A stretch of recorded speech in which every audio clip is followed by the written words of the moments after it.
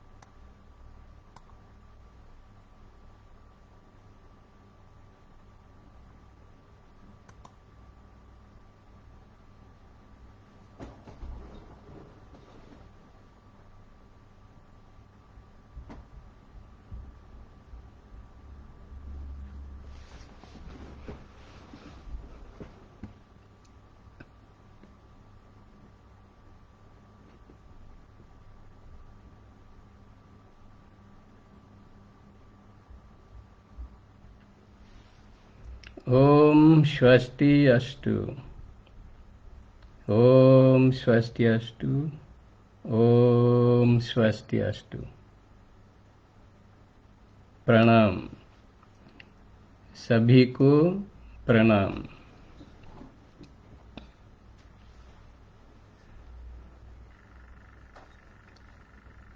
मेरा सौभाग्य है कि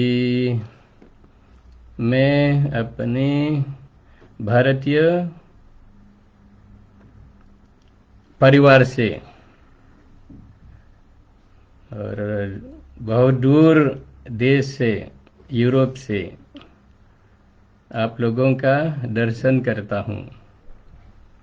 मेरा सौभाग्य है और बहुत बहुत धन्यवाद।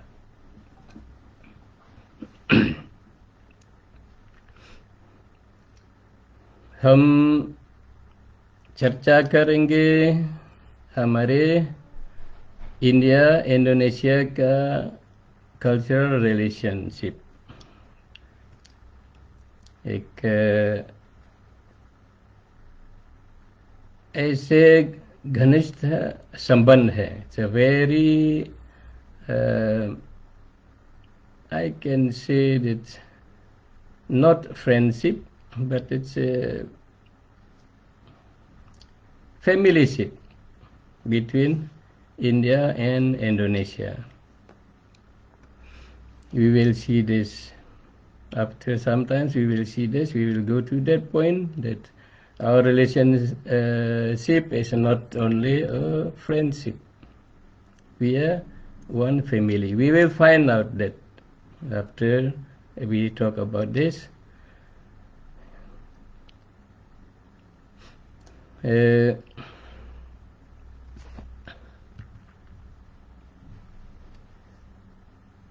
एक संबंध होता है, दोस्त का संबंध, फ्रेंडशिप। एक दोस्त का संबंध है, एक अभी साथ नहीं है, एक दूसरे में एक गैप होता है, वो है मित्र। That is friendship. We still have a gap there. But when we come to the family,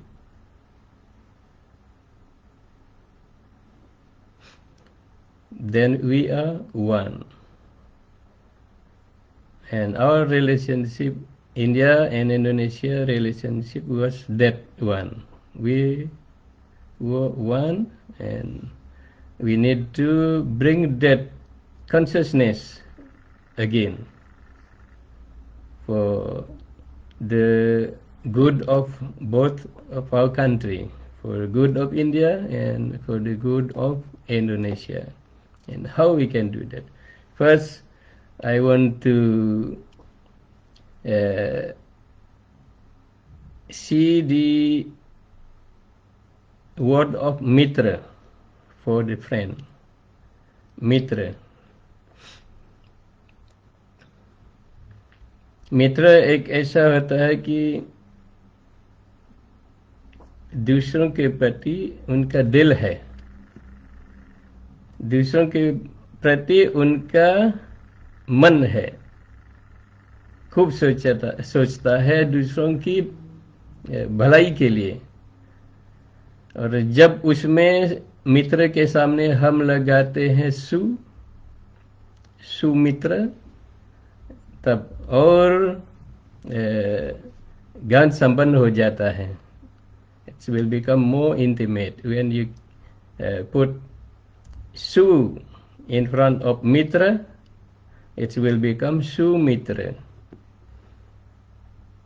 Then intimate relationship will be there, more close, more like एक पारिवारिक संबंध बन जाता है। उसमें एक डिवाइन रिलेशनशिप बन जाता है। सुमित्र, अगर थोड़ा सा हम मनन करते हैं कि जब एक दूसरे का व्यवहार, एक दूसरे का संबंध इतना घनिष्ठ बन जाता है, सुमित्र बन जाता है, उसी से पैदा होगा शत्रुघ्न।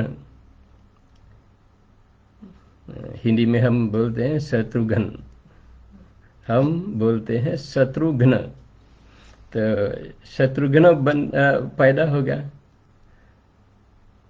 शत्रुओं को नाश करने वाला, मजबूत होगा दोनों साइड से। Both country will become strong, India will become more strong, Indonesia will become more strong through this kind of relationship. जब एक पारिवारिक होता है, family relationship, not only friendship but brotherhood, then it will bring out Shatrugna. Both country will become more strong. एक थोड़ा सा मनोरंजन के लिए मैंने बनाया है FBIHL इस संबंध के लिए। For this friendship we need to bring this relationship to become more intimate, more close till become divine. So I made this only for entertainment. FBIHL. F, friendship. F for friendship. First, friendship is there. When we go more deep, then it will become brotherhood. B. F for friendship. When we care this relationship as a friend, become more deeper, then it will become B, brotherhood. तो जब friendship से हम आगे चलते हैं और दोनों तरफ से मेंटेन करते हैं अच्छी तरह से, तो आगे बन जाता है बी, ब्रदरहुड। फिर जब ब्रदरहुड को हम अच्छी तरह से साथ साथ श्रद्धा के साथ दोनों की भलाई की सोचते हुए संपन्न आगे बढ़ाते हैं, तो आएगा इंटीग्रिटी, दोनों की भलाई, दोनों के अपने अपने मजबूत है, अपने अपने गुडनेस में रहते हैं और एक दूसरे सपोर्ट करते हैं दूसरों के गुडनेस को बढ़ाने के लिए, तो इंटीग्रिटी में आ जाता है। उसके बाद हार्मोनी हो जाएगा, एच, हार्मोनी बन जाता है। क्या दोनों की बहुत शांति से रहेंगे, कोई डिस्टरबेंस नहीं, एक दूसरे कोई ऐसे बुराइयां सोचते नहीं। Both side will think only goodness, goodness for both side. तब जब ऐसे संबंध आ जाता है, एल आ जाता है, then it's will come L, love, divine love. जब संबंध डिवाइन लव में आ जाता है, सब कुछ उसमें है, सब कुछ उसमें है। तो हम कोशिश करते हैं कि अपनी अपनी तरीका से, अपने अपने तरीका से कैसे हमारे दोनों देशों के संबंध को फिर से जोड़ना अच्छी तरह से। जैसे हाथ ऐसे हम रखते हैं, जोड़ना मजबूत से, ऐसे नहीं है ये अभी कमजोर है, ये कमजोर है, ऐसे रखना, पूरा दिल तन मन सब कुछ उसमें लगा के। क्यों? क्योंकि हमारे दोनों देशों की संबंध है मजबूतता के लिए, दोनों का संबंध है प्यार के लिए, दोनों का संबंध है प्रॉस्पेरिटी के लिए, दोनों का संबंध है आनंद के लिए। इसीलिए कर्तव्य है दोनों तरफ से इस संबंध को फिर से मजबूत करना है।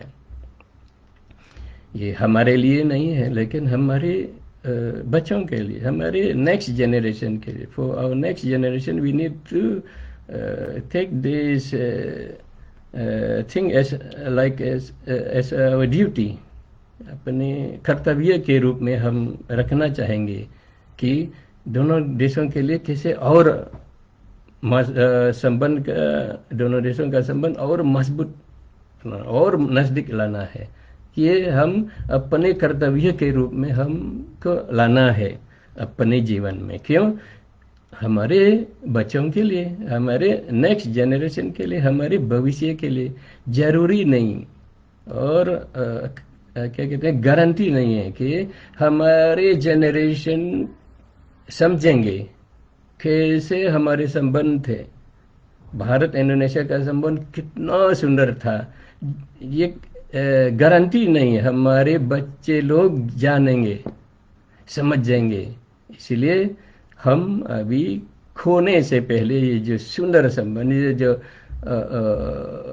डायमंड है, जो सुंदर संबंध दोनों देशों का, ये खो जाना नहीं, ये हम अच्छी तरह से रखेंगे और कर्तव्य के रूप में हम रखेंगे और बच्चों को दे देंगे। हमारे बच्चे लोग समझेंगे, they will understand what was the sweetness of the relation between India and Indonesia. तो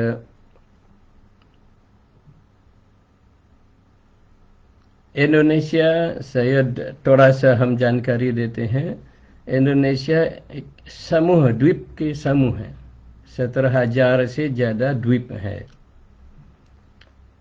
बहुत सुंदर जगह है, चारों तरफ समुंदर समुंदर और हरा भरा है। सो ब्यूटीफुल कंट्री, इट्स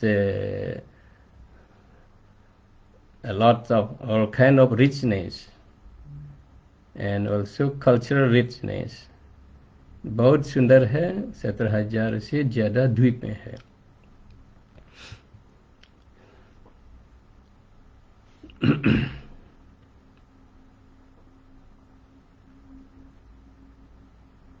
नाम से भी ऐसे ही लगता है, इंडोनेशिया। इंडो आगे हम देखते हैं, जैसे इंडस नदी या नाम से भी है। पहले भी नाम रखते थे नुसांतारा, ये भी हमारी संस्कृति नेम। उनमें से बाली है, बड़ा बड़ा द्वीप है, और सबसे प्रमुख द्वीप है जावा।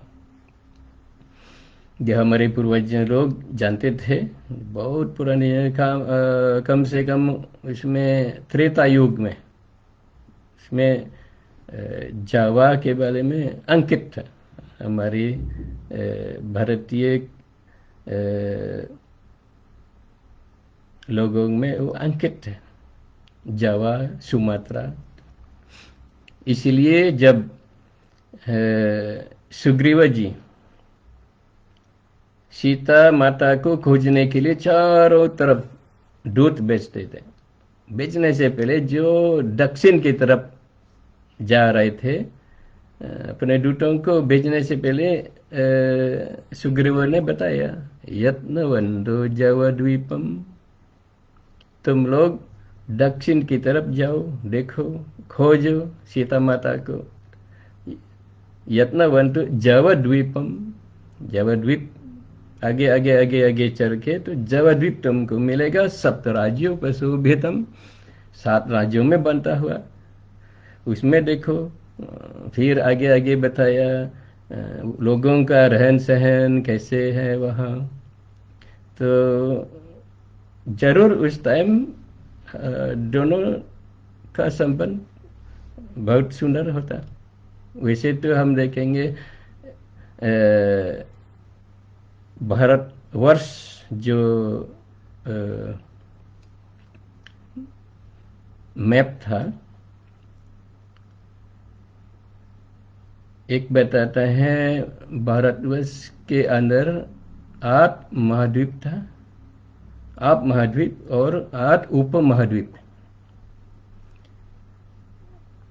तीन था विशाल भारतवर्ष, और 8 उप महाद्वीप में से 2 इंडोनेशिया का था, ये सुमात्रा स्वर्ण द्वीप और जावा द्वीप। अब इन दोनों द्वीप में जावा और बाली, इसमें सबसे ज़्यादा हमारी जो दोनों की देशों की समानता है, वहाँ हम पाएंगे। टैगोर जी जब गए थे, रविंद्रनाथ टैगोर जी जब गए थे इंडोनेशिया, मेरे ख्याल में 1927 में जब गए थे, जब जावा गए थे, उन्होंने कहा आई सो इंडिया हियर, मैंने भारत को यहाँ देखा। तो उस टाइम ऐसे स्थिति थी, ऐसे जो वातावरण फिर से लाना है दोनों देशों की भलाई के लिए। बाली तो बहुत भारतीय लोग आजकल जाते हैं बाली, और हम वहाँ पहले 90% वैदिक धर्म या हिंदू धर्म मानने वाले लोग हैं, अब लगभग 80% हो गया। तो बाली में कदम कदम पर मंदिर है, हर 5 मीटर की जगह में मंदिर है, घर घर में मंदिर है, कदम कदम पर मंदिर है। और रामायण तो हमारे सांस है, हमारे सांस, जैसे हम सांस के बिना हम नहीं जी नहीं सकते, तो ऐसे बाली लोग बिना रामायण नहीं जी सकते। हम बाली लोग बिना रामायण हम नहीं जी सकते। आगे थोड़ा सा हम देखेंगे। तो ऐसे ही बाली बहुत मशहूर, दुनिया आती बाली। और अगर हमारे भारतीय भाई बहन लोग बाली न देखें, थोड़ा सा अच्छा नहीं लगेगा।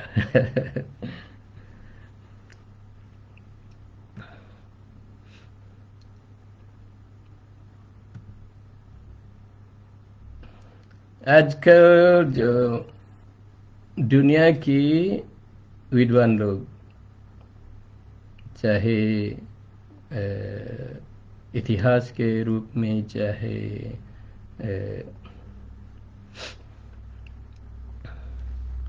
और अन्य तरफ से, जो इंडोनेशिया आर्कियोलॉजिकल दृष्टि से भी इंडोनेशिया का संबंध भारत से वो देखते हैं थोड़ा सा आधुनिक समय में, जैसे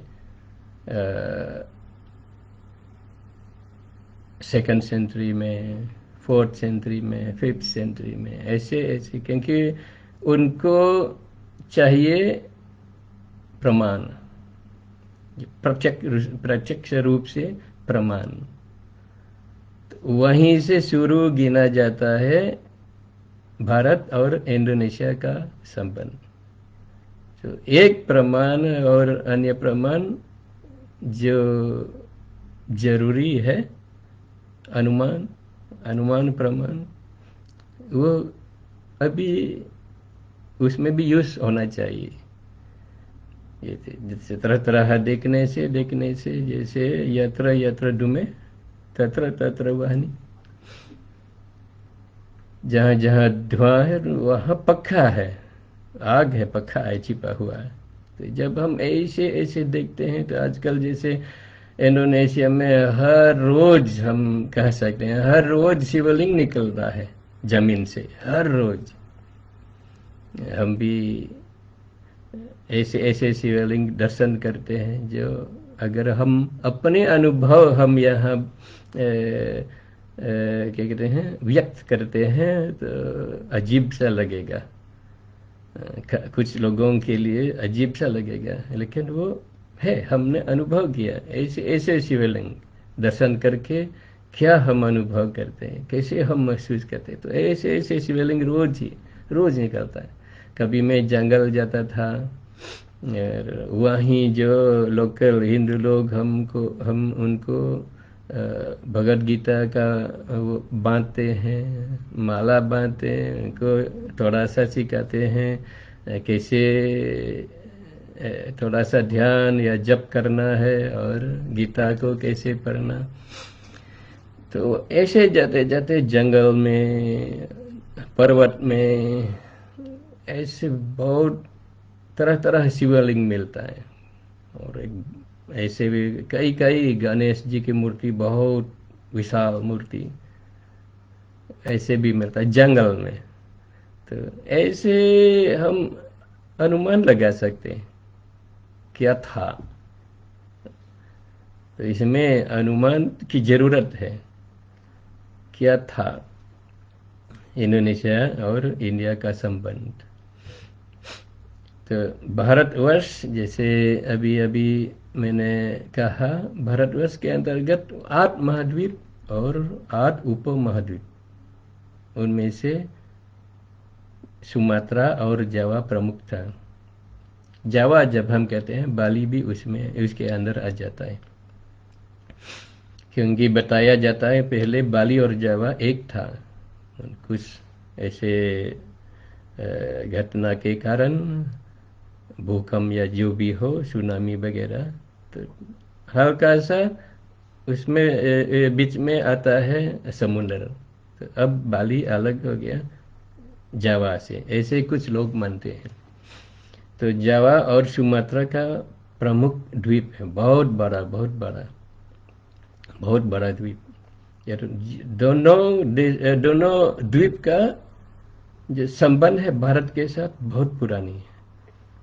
सुमात्रा मशहूर है बौद्धिस्ट धर्म के संबंध, और बौद्धिस्ट धर्म के से पहले भी और कई कई बहुत घनिष्ठ संबंध है। नॉर्थ सुमात्रा में तो कई इंडियन लोग, अभी भी इंडियन लोग रहते हैं वहाँ, खासकर साउथ वाला है तमिल लोग। इसमें पहले श्रीविजय साम्राज्य था, जो मेरे ख्याल में मैंने कहीं पढ़ा था। तो जब नालंदा का स्थापित करने के लिए वहीं सुमात्रा का राजा ने कुछ ऐसे दान दिया था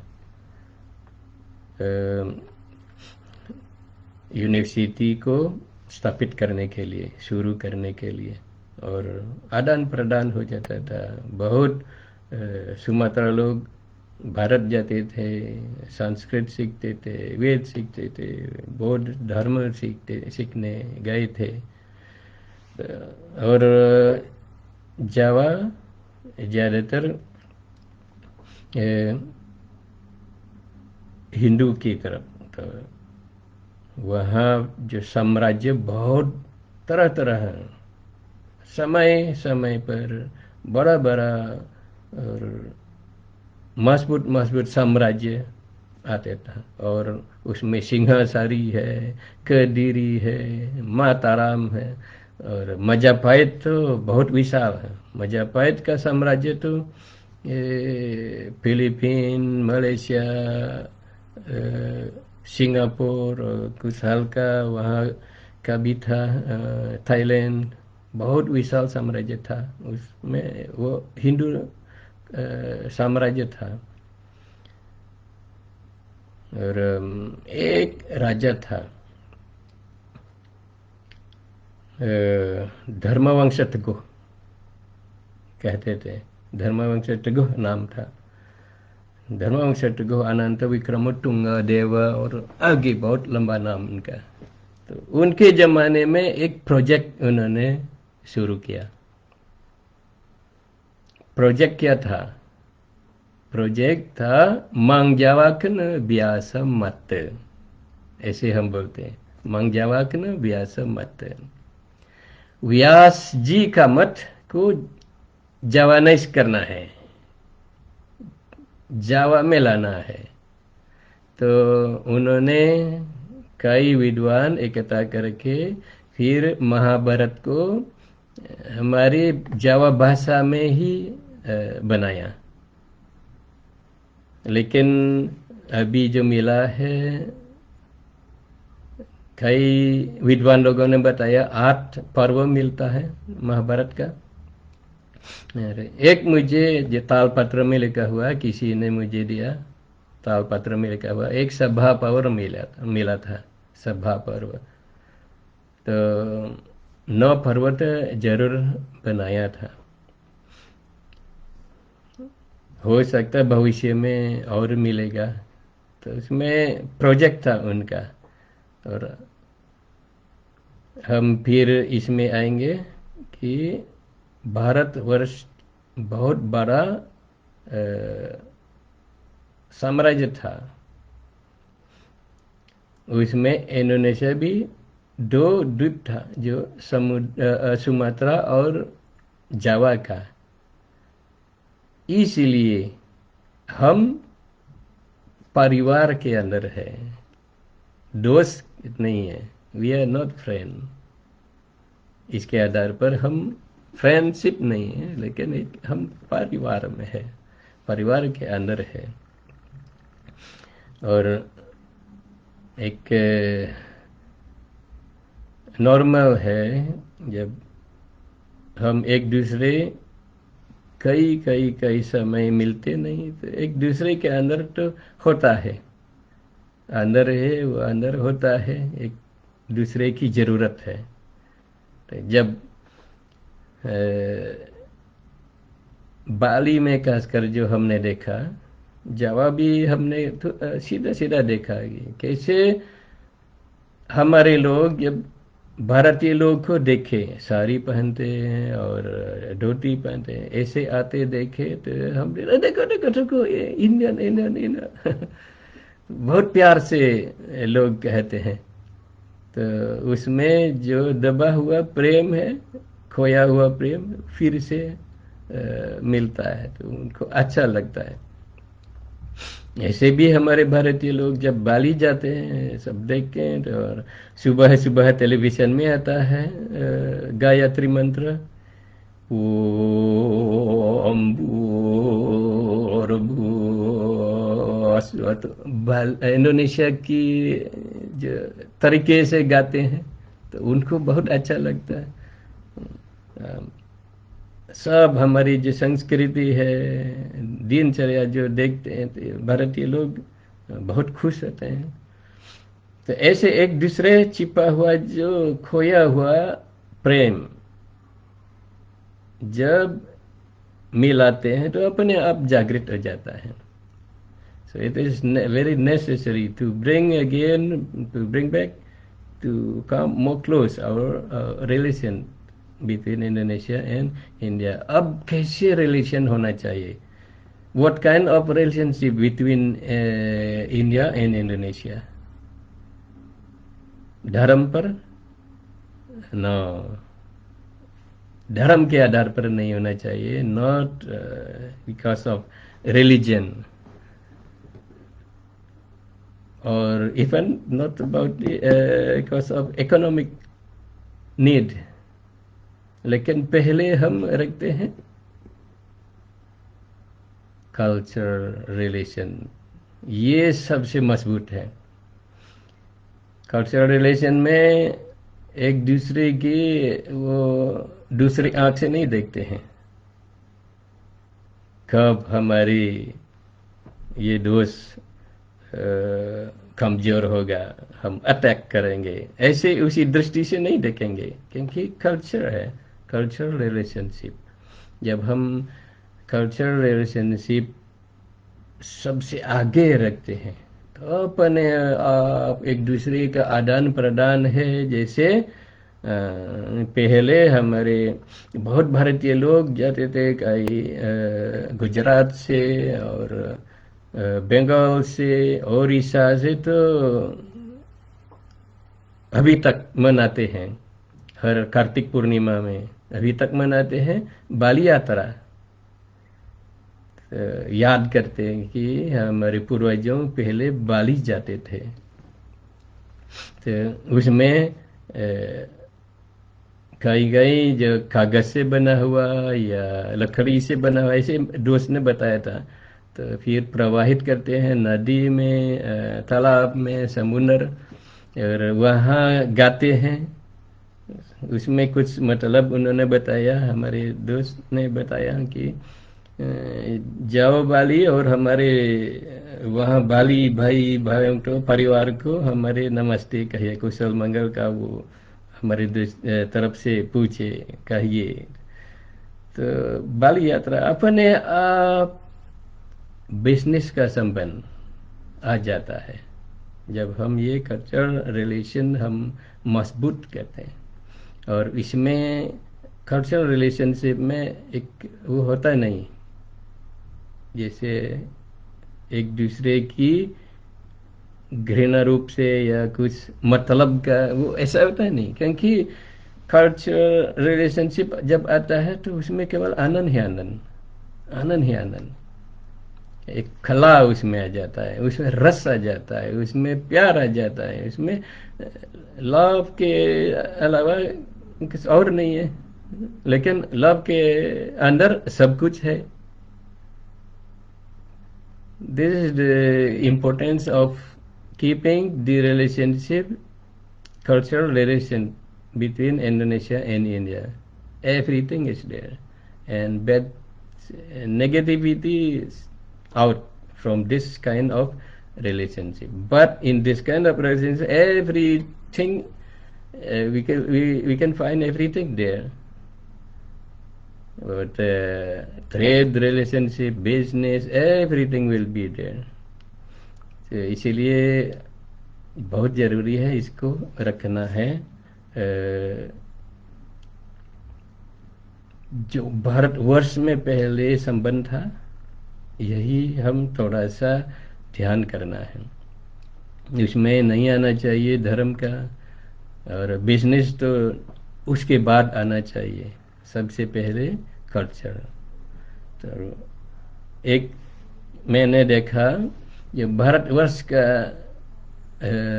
जो शास्त्र में कहते हैं, उत्तरम यत् समुद्रस्य हिमाद्रेश चैव दक्षिणम वर्षम तद भारतम, उसको ही भारतवर्ष कहलाते हैं। उत्तरम यत् समुद्रस्य हिमाद्रेश चैव दक्षिणम। एक मैंने यहाँ रखा है, इसका ट्रांसलेशन है, the country that Varsham, Bharatavarsam, that lies north of the ocean and south of the snowy mountains is called Bharatam, Bharatavarsha। और उनका पॉपुलेशन लोगों को कहते हैं भारती, भारतीय यत्र संतति, उनकी संतति है भारती कहलाते थे। उत्तरम यत् समुद्रस्य, तो बहुत विशाल था। आप देखें जो पुराने जमाने में भारतवर्ष का मैप है, नक्शा, इसमें कितना विशाल था।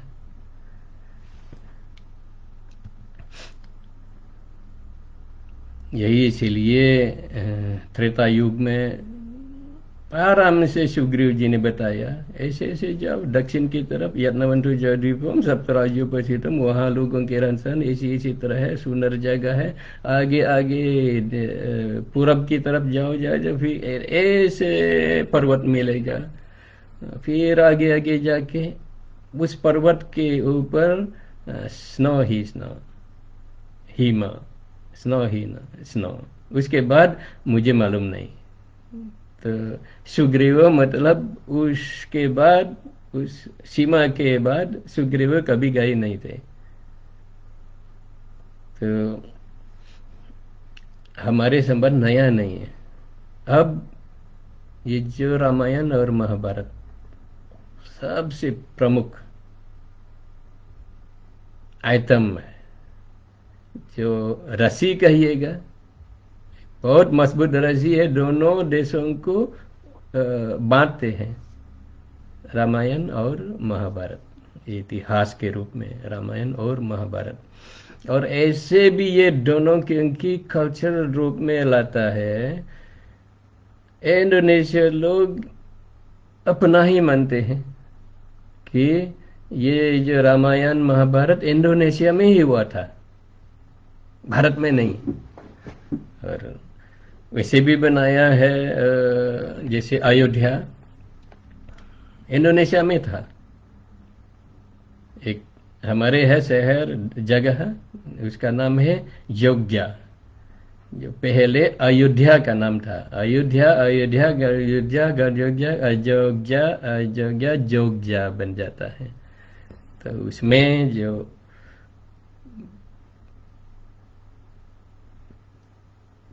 तरह तरह आर्ट है वहाँ, तो रामायण महाभारत का है। और हमारे पास भी यहाँ है अर्जुन पर्वत है, हमारे पास भी है गुफा है, सुग्रीव गुफा है। और लोग मानते थे कि अर्जुन यहाँ तपस्या करते थे, नारद ऋषि तपस्या करते थे। पंच पांडवों का जगह है यहाँ, एक पर्वत में है। तो अपना मानते हैं और धर्म के रूप में नहीं। ये जो हमारे ब्रह्मानंद मंदिर है, महादेव जी का सबसे बड़ा मंदिर इंडोनेशिया में, पुरानी मंदिर है। उसमें 3 प्रमुख, हम चांदी कहते हैं, 3 प्रमुख मंदिर है। इसमें रामायण अंकित है, चारों दीवार में रामायण अंकित है। परिक्रमा करते करते हम शुरू देखते हैं, शुरू उसमें विष्णु भगवान अवतरण करने के लिए, वहां से शुरू होता है। फिर धीरे धीरे परिक्रमा करते करते हम देखेंगे सीता हरण वगैरह वगैरह, अंत में रावण अंत तक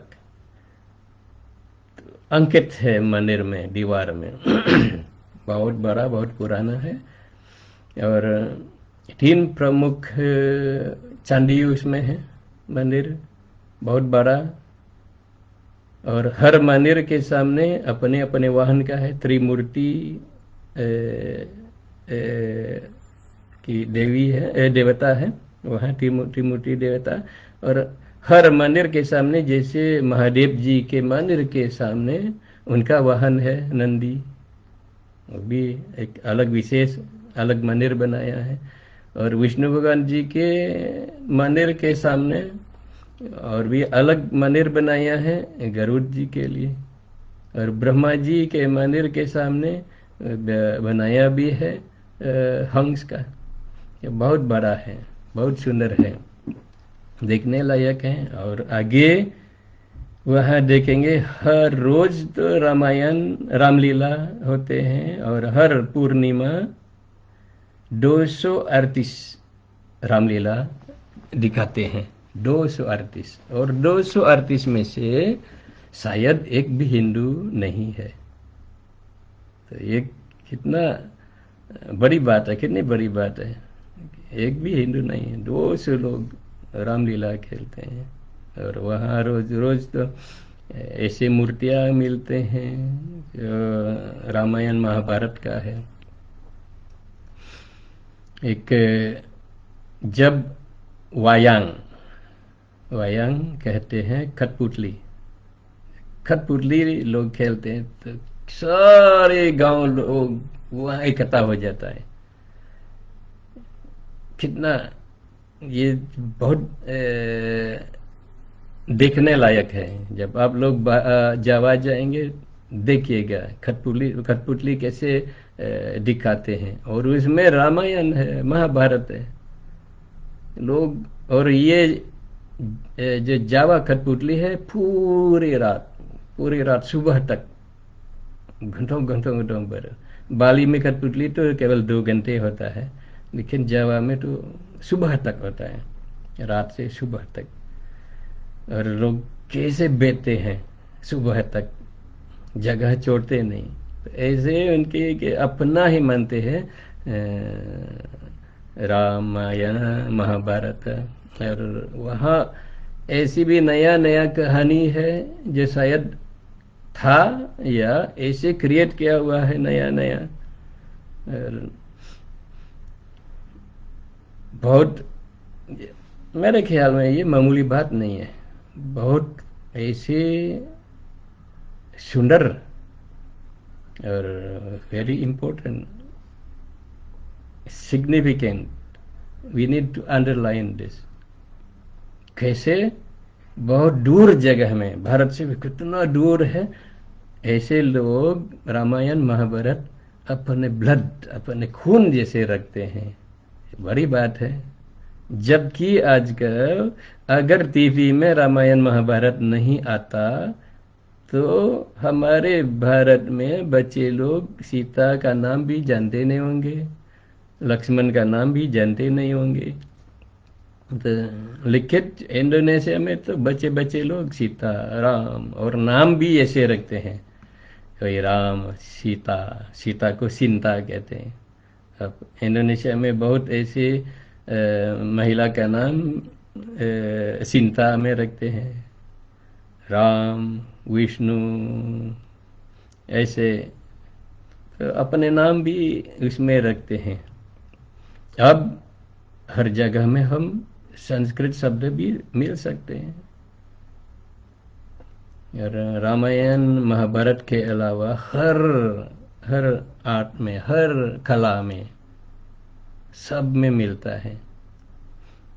और ऐसे भी सांसारिक दृष्टि से जो आर्ट है, और धार्मिक आर्ट है, और आध्यात्मिक आर्ट है, उसमें सब रामायण महाभारत प्रमुख है। हम ये जाके ही हम देख सकते हैं। तो ऐसे जान के तो इसका मतलब दोनों देशों का संबंध रखना मुश्किल नहीं है, कोई बाधा नहीं। तो just we meet, everything will be there.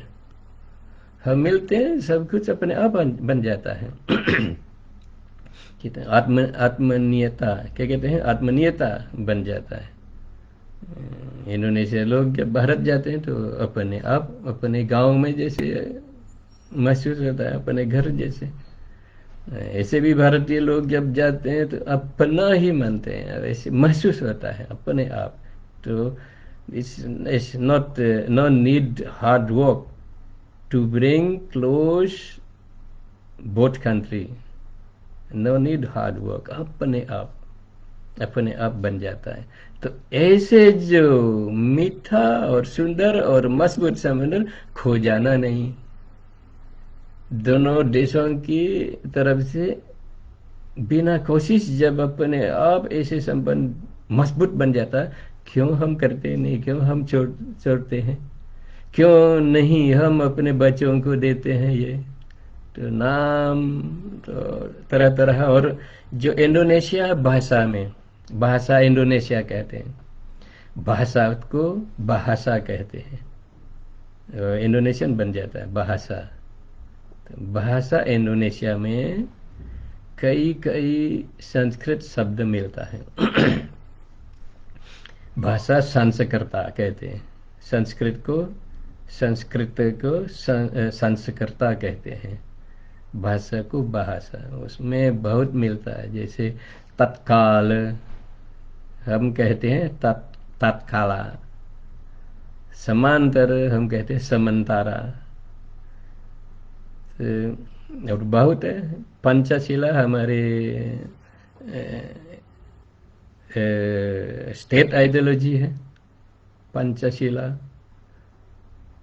फिर आधा संस्कृत से आता है, आधा काला, कदा काल, आदिकाला, अधिपति, भूपति, हम कहते हैं भूपति, अधिकार्य, अधिक्वासा, ये सब संस्कृत का शब्द है। अक्षर, अक्षरा हम कहते हैं, अक्षरा, अनेका।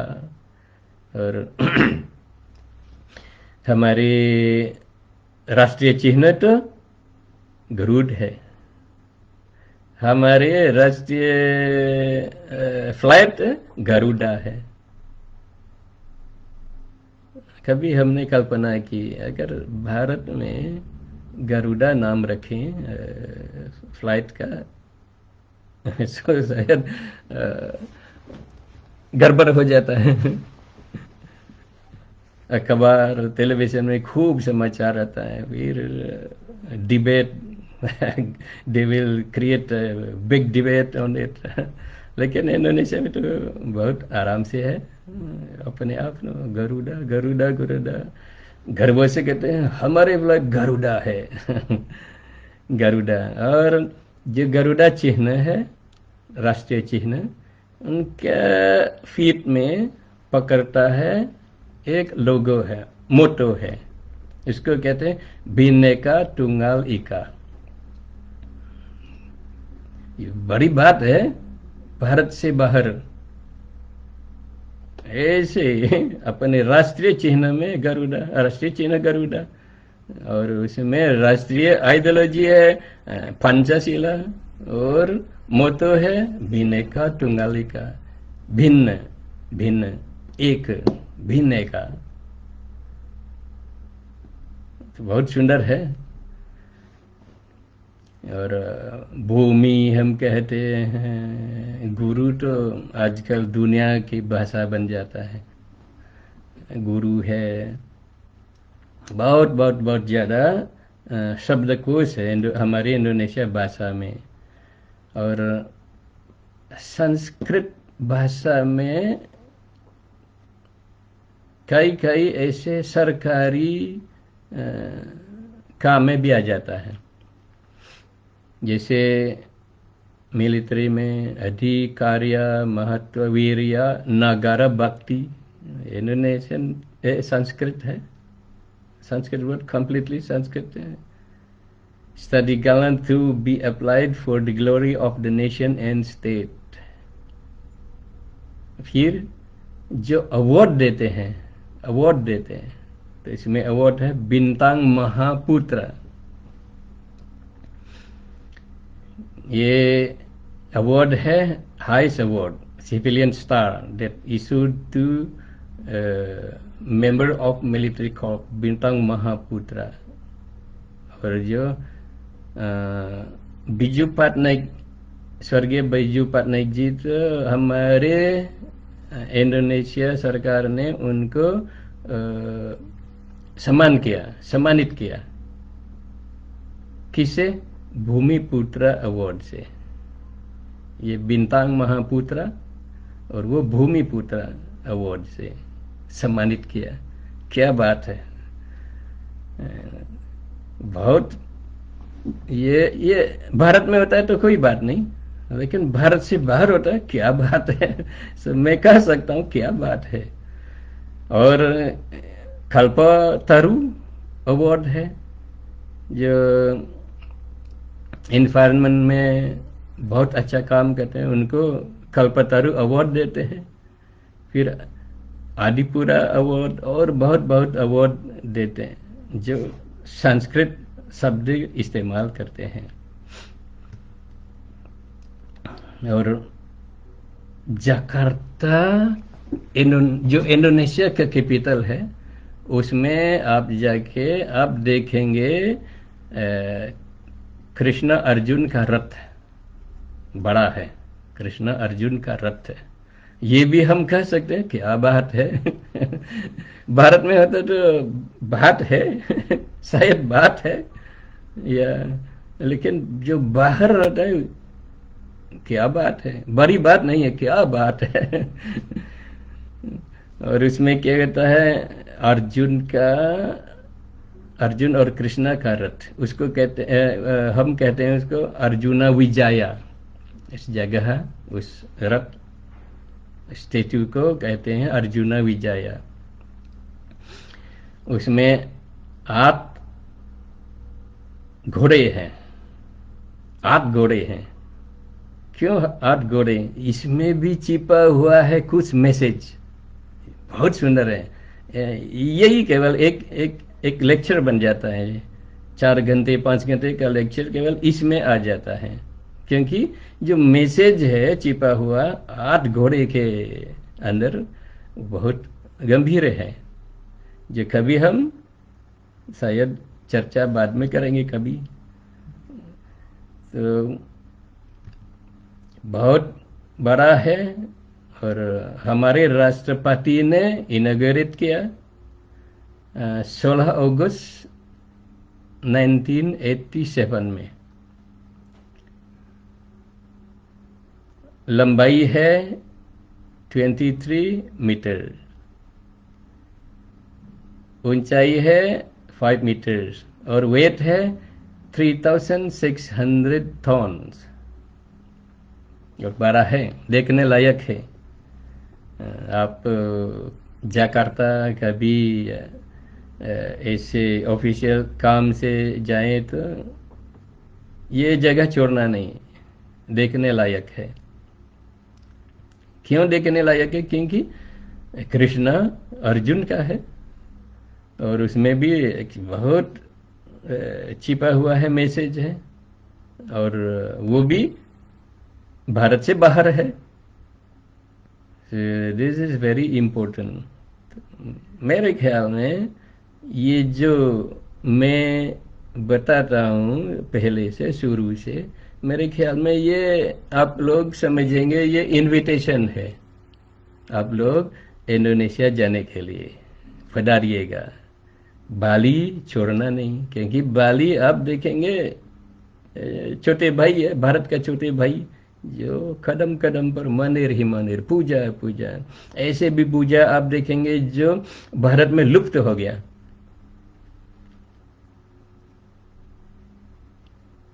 ये आप जाके ही देखें, अपने आप कहेंगे हाँ सही है।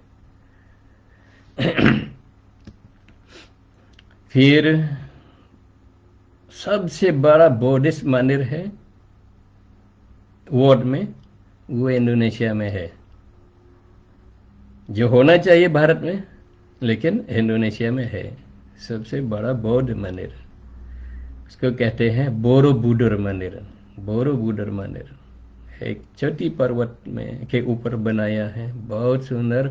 और उसमें तो बौद्धिस्ट धर्म का the essence of teaching of Buddhist religion is there in the Borobudur temple itself. It's a life teaching. It's a book of Buddhist religion. By visiting this Buddhist temple, you can read the real teaching of Buddha. बहुत बड़ा है, world में सबसे बड़ा Buddhist मंदिर है।